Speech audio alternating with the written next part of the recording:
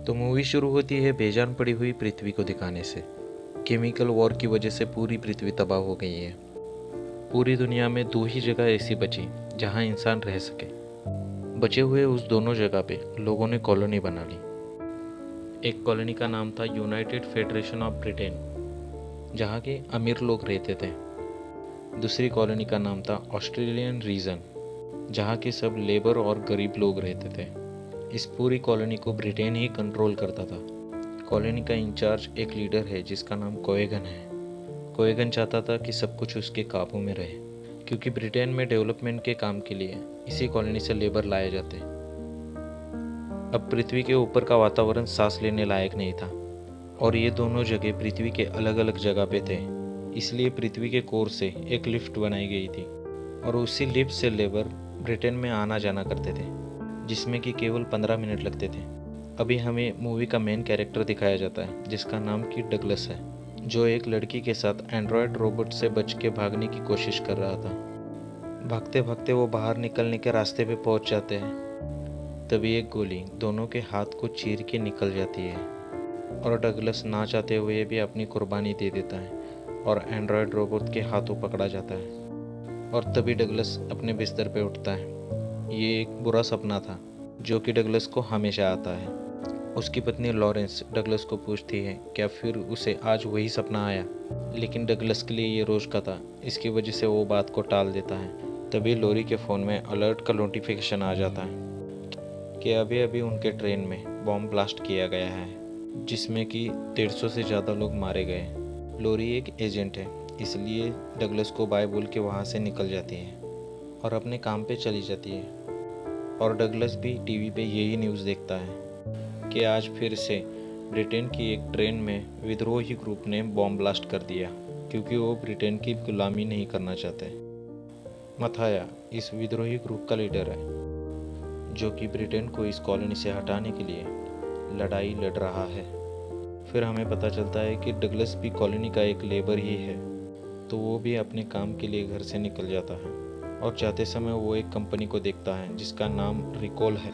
जैसा कि डगलस देख पा रहा था, वो एक ऐसी कंपनी थी जिसने कि एडवांस वर्चुअल मेमोरी प्रोग्राम और उसे किसी भी इंसान की फैंटेसी को उसके ब्रेन में इंस्टॉल कर सकते थे, जिससे उन्हें लगता था कि उसी फैंटेसी को वो सच में जी रहे हैं। अब डगलस भी चाहता था जो सपना उसे हर रोज़ आता है वो उस फैंटेसी को अपना ले, लेकिन वो अभी काम के लिए लेट हो रहा है, इसलिए वो निकलता है। जहाँ जाते हुए वो देखता है कि यूएफबी के सोल्जर्स विद्रोही ग्रुप को सपोर्ट करने वाले लोगों को पकड़ के बंदी बना रहे हैं। अब यहाँ पे डगलस का दोस्त हैरी भी आ चुका है, और दोनों रोज की तरह लिफ्ट में बैठ के काम के लिए निकल जाते हैं। और जाते समय डगलस हैरी से कहता है कि मैं पिछले 5 सालों से भी ज़्यादा सालों से यही सेम रूटीन फॉलो कर रहा हूँ, इसलिए मैं मेरे लाइफ के साथ कुछ अलग करना चाहता हूँ और मैं रिकॉल प्रोग्राम ट्राई करना चाहता हूँ। लेकिन हैरी ने इस बात के लिए सीधा मना कर दिया था, क्योंकि ज़्यादा समय वर्चुअल वर्ल्ड में रहने से इंसान का ब्रेन रियलिटी और वर्चुअल में फ़र्क करना भूल जाता है। सो डगलस को इन चीज़ों से दूर रहना चाहिए। फिर लिफ्ट चालू होके पृथ्वी के कोर में से होके ब्रिटेन पहुंच जाती है, जहाँ पे सभी वर्कर्स को फैक्ट्री में पूरे दिन काम करना था। इन फैक्ट्रियों में वही रोबोट बनाए जाते हैं जिनकी मदद से ब्रिटेन कॉलोनी को कंट्रोल करता है। अब यहाँ काम करते समय मैरिक नाम का आदमी डगलस से कहता है लिफ्ट में तुम दोनों की रिकॉल प्रोग्राम पे होने वाली सारी बातें मैंने सुन ली थी, और मैं भी ये प्रोग्राम यूज़ कर चुका हूँ, तो इस प्रोग्राम को यूज़ करने के लिए डगलस को डरना नहीं चाहिए। और वो मैक नाम के बंदे का कार्ड देते हुए डगलस को बताता है अगर उसे रिकॉल प्रोग्राम लेना ही है तो मैक से कांटेक्ट करें। डगलस उस कार्ड को रख लेता है और घर आके फिर से वही सपना देखता है, जिससे कि उसकी आधी रात में ही नींद खुल जाती है, और वो लॉरी को सोता हुआ देख के फैसला करता है अपनी इसी फैंटेसी को रिकॉल प्रोग्राम में जाकर अपने लिए एक सिमुलेशन प्रोग्राम बनवा लेगा। और आधी रात को डगलस मैक के पते पे पहुंच जाता है। अब मैक उसे रिकॉल प्रोग्राम की सारी डिटेल्स और कंडीशन बताने लगता है। मैक बताता है डगलस अपनी अलग अलग फैंटेसी इसमें इंस्टॉल करवा सकता है, और डगलस उसी फैंटेसी को चुनता है जो वो रोज़ सपनों में देखता था। और मैक उसे प्रोग्राम के आखिरी कंडीशन बताता है तुम जो इंस्टॉल करवाने जा रहे हो वो फैंटेसी होनी चाहिए, कोई रियल इंसिडेंट नहीं होना चाहिए, वरना तुम रियलिटी में और फैंटेसी में फ़र्क करना भूल जाओगे। और डगलस सोचता है कि ये तो मेरा एक सपना है, इसलिए प्रोग्राम को हाँ कह देता है और मैक उसे प्रोसीजर के लिए रेडी करने लगता है। उसे एक इंजेक्शन दिया जाता है जो ब्रेन की मेमोरी को ओपन कर सके। और जैसे दवाई का असर शुरू होता है, मैक को पता चल जाता है कि ये कोई फैंटेसी नहीं है, ये एक रियल इंसिडेंट है और रियल में डगलस एक स्पाई है। फिर मैक गुस्से में डगलस से पूछने लगता है कि तुम हो कौन, तुम कोई मामूली वर्कर नहीं। तभी बाहर से सोल्जर की टीम आके मैक के आदमियों को मार देती है। वही डगलस को कुछ समझ में नहीं आ रहा था कि उसकी यादें किसने मिटाई, वो असल में है कौन। उसे पता चल रहा था कि कुछ तो बड़ी गड़बड़ हो रही है और अचानक से उसकी मेमोरी ट्रिगर हो जाती है और वो सभी सोल्जरों को बेहोश कर देता है कुछ ही पलों में। उसे कुछ समझ में नहीं आ रहा था कि उसने ये कैसे किया, लेकिन इतना तो पक्का था कि उसके ब्रेन के साथ किसी ने पहले से ही छेड़छाड़ कर रखी है, जो कि उस इंजेक्शन के कारण उसे पता चल गई। वो जल्दी से अपने घर पे पहुंचता है और अपनी पत्नी लॉरी को सब कुछ बताने लगता है जो उसके साथ हुआ, लेकिन उसे असली हैरानी तो होनी अभी बाकी थी, जबकि लॉरी उसे गले लगाने के बहाने उसका गला घोटने की कोशिश करती है। और दोनों की लड़ाई होने के बाद डगलस ने उसे गन पॉइंट पे लेने के बाद तब लॉरी उसे सब कुछ सच बता देती है कि लॉरी उसकी असली पत्नी कभी थी ही नहीं। वो ब्रिटेन की एक एजेंट है जिसे कि लीडर ने हायर किया है ताकि वो उसकी पत्नी बनने का नाटक कर सके और उस पर नज़र रख सके। और डगलस की यादें मिटा दी और नई यादें इंस्टॉल कर दी कि उन दोनों की शादी को 7 साल हो चुके हैं, लेकिन वो दोनों तो बस 5 हफ्तों से साथ में हैं। ये सब जानने के बाद डगलस अंदर से पूरी तरह से हिल चुका था। उसके लिए सब कुछ बदल गया। ब्रिटेन के लीडर ने उसके साथ ये सब किया, यानी कि वो विद्रोही ग्रुप का कोई एजेंट रहा होगा। तो डगलस लॉरी और एंड्रॉयड रोबोट से लड़कर वहाँ से भागने लगता है, लेकिन वहीं पे लॉरी ने पुलिस को फ़ोन करके सब कुछ बता दिया था कि डगलस को पूरी सच्चाई पता चल चुकी है और वो यहाँ से भागने की कोशिश कर रहा है और वो उसे जल्द से जल्द पकड़ ले।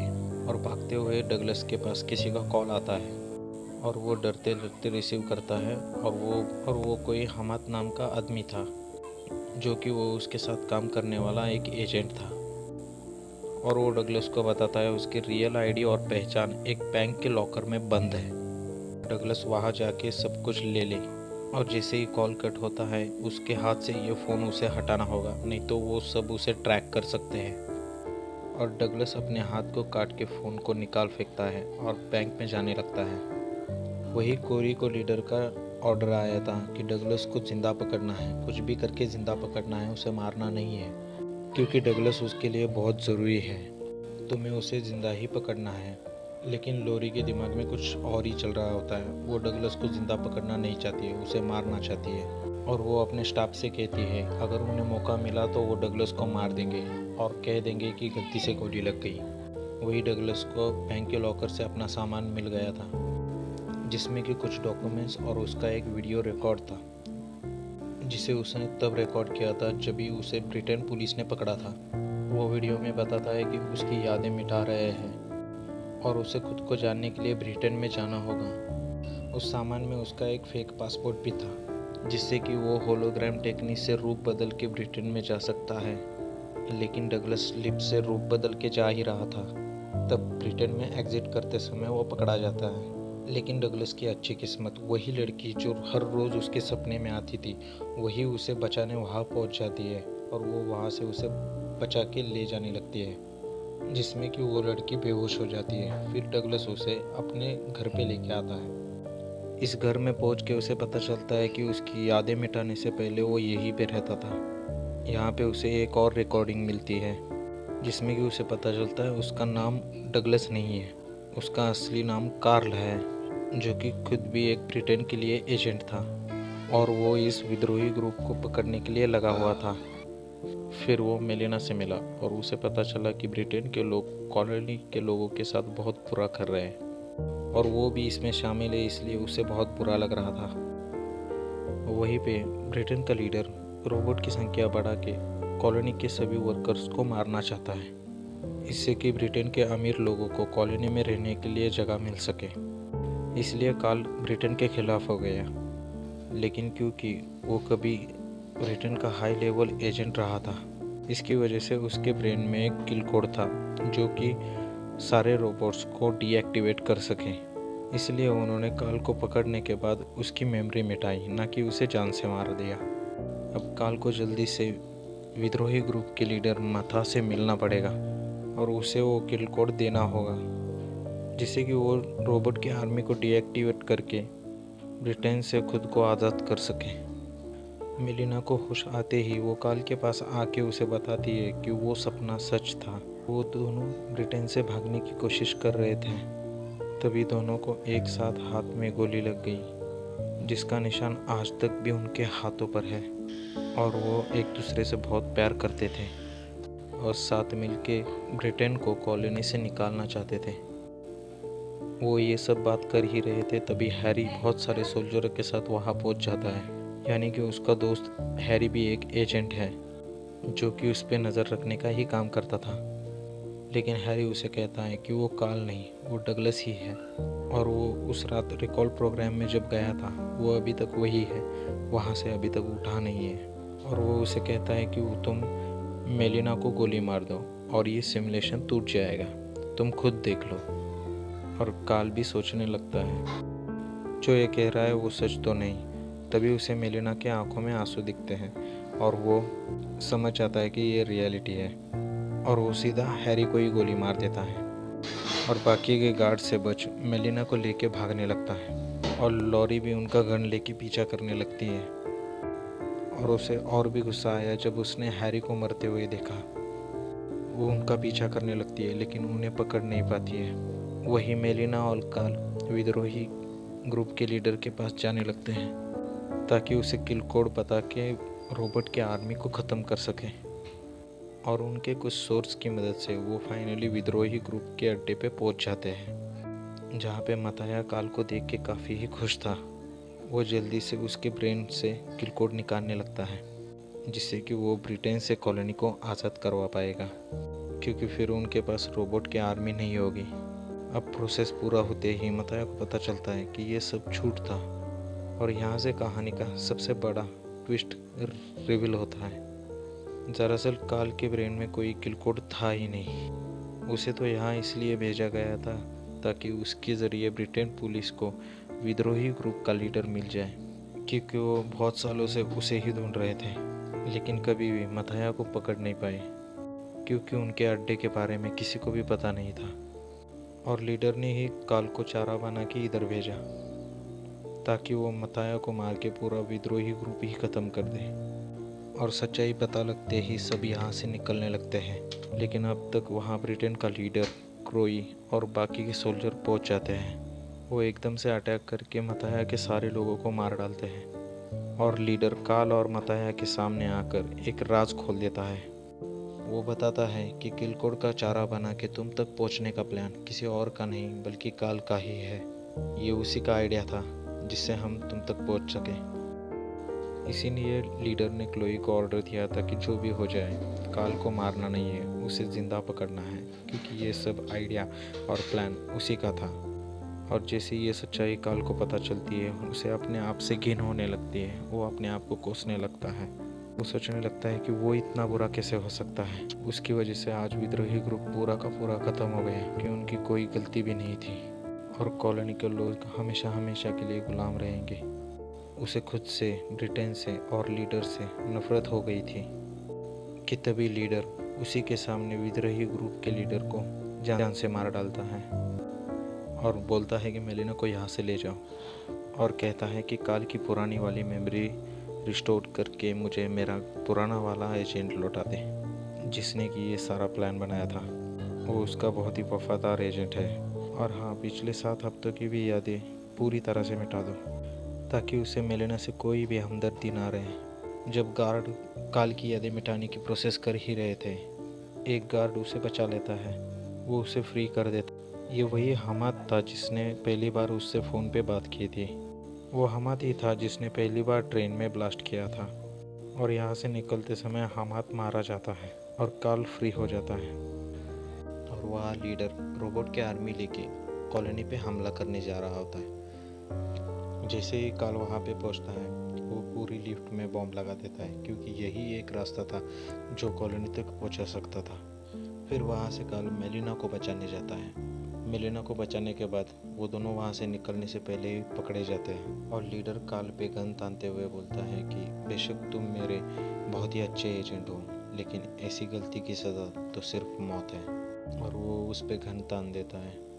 जैसे ही लीडर काल को गोली मारने वाला होता है, मेलिना वहाँ पे एक शिप लेके गोलियाँ चलाने लगती है और उतनी देर में वो बॉम्ब ब्लास्ट हो जाते हैं जो काल ने लिफ्ट में लगाए थे। सारी रोबोट आर्मी और लिफ्ट पूरी तरह से तबाह हो जाती है। इससे लीडर का ध्यान बढ़ता है और काल उसके पेट में चाकू मार के उसे मार डालता है। और मेलिना और काल लिफ्ट से नीचे कूद के अपनी जान बचा लेते हैं और लिफ्ट पूरी तरह से लीडर के साथ तबाह हो जाती है। काल बेहोश पड़ा हुआ होता है। मेलिना उसे उठाने की कोशिश करती है। जब काल की आंखें खुलती है, मेलिना उसके साथ होती है। काल मेलिना के हाथ को गौर से देखता है तो उस पे गोली का निशान नहीं होता है। काल समझ जाता है ये मेलिना नहीं है और वो उसे पूछने लगता है मेलिना कहाँ है। और थोड़ी फाइट करने के बाद काल रोली को गोली मार देता है। फिर उसे सामने मेलिना दिखती है। वो भाग के मेलिना के पास जाता है और उसे गले लगा लेता है।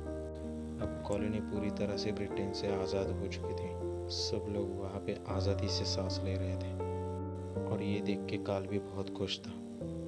उसने जो गलतियाँ की थी उसका प्रायश्चित इससे अच्छा कुछ नहीं हो सकता है, यही वो सोचता है। फिर उसका ध्यान उसके हाथ पे जाता है। मैक ने जहाँ इंजेक्शन लगाया था वहाँ एक निशान था, लेकिन अभी वो निशान नहीं है। तो वो फिर सोच में पड़ जाता है क्या ये रियलिटी है या सिमुलेशन। तो उसे हैरी की बातें याद आने लगती है। हैरी ने कहा था कि वो अभी तक सिमुलेशन में है, क्या ये सच है या नहीं, यही काल सोचने लगता है। लेकिन अभी उसे कोई फ़र्क नहीं पड़ने वाला था, चाहे सिमुलेशन ही हो, लेकिन जैसी उसे ज़िंदगी चाहिए थी ये ज़िंदगी वैसी ही है।